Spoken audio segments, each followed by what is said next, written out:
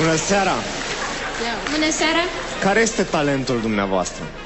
Suntem păstrătoare al folclorului adevărat și a doinei vechi românești care este pe cale de dispariție. Asta-i hare bătrânească,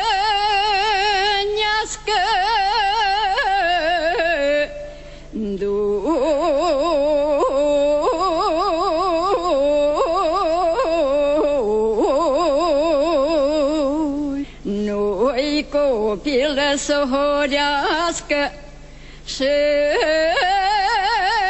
îngruma să o învârtească.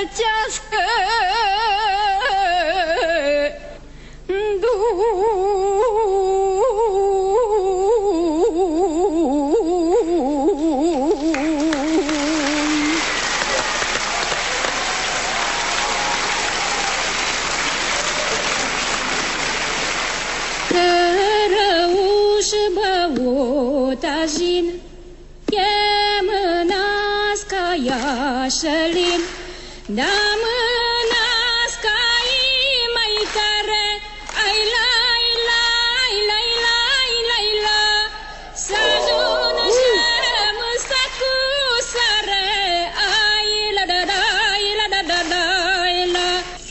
Cărăuși băutăjin, e mânească iașălin, ai da mânească-i mai tare, ai lai la da da da la da la da la, să ajungem în sacu sare, ai la da la la la la la la. Mulțumim! Dragile noastre, ne bucurăm foarte mult că ne-ați arătat acest obicei de nuntă, cred că este unul dintre cele mai frumoase. Mă bucur foarte mult că ați venit să ne arătați această mică parte din folclorul nostru. Și noi suntem îndrăgostite de vocea dumneavoastră atunci când cântați muzică populară. Mulțumesc din suflet, mulțumesc! Eu zic că în epoca asta în care totul înseamnă megabiți, Wi-Fi, electro, avem nevoie de un moment din ăsta. Vocea voastră sună cu adevărat special, adică nu mi-a fost dat să aud până acum asemenea interpretare. Ceea ce arată că, uite, mi-e străină latura asta și e păcat și vreau să vă mulțumesc că mi-ați făcut-o cunoscută. Eu vă spun da din toată inima. Vă mulțumesc! Răspunsul meu este da, cu admirație. Andy. Susțin total demersul celor două doamne. Da. Felicitări, mergeți în etapa următoare. Mulțumesc, Doamne ajută! Doamne ajută! Ați fost extraordinare. Foarte bine, dar eu supărată când bătrână. Și aș vrea să fiu mai tânără, să pot și înainta. Dar așa nu știu cât voi putea merge mai departe.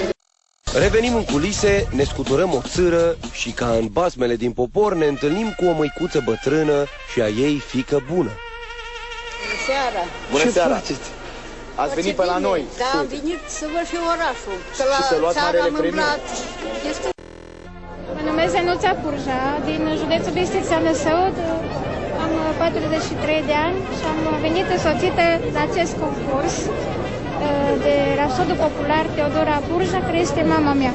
Am venit aici pentru ca să cânt o doină bătrânească, ca să nu uite tineretul de-amu, că cum am fost noi bătrâni, cum am horit eu la sărsele, la sapă și eu nu vreau să le urc, că mi-e dragi să le au deja alții. Noi vă mulțumim că ați venit, vă așteptăm pe scenă și vă ținem pumni. Haideți!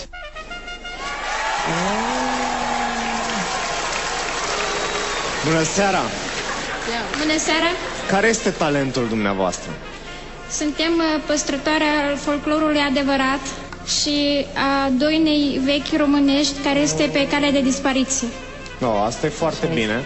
Avem nevoie de așa ceva. E foarte bine că se păstrează, sper că nu e foarte bine că e doina pe cale de dispariție.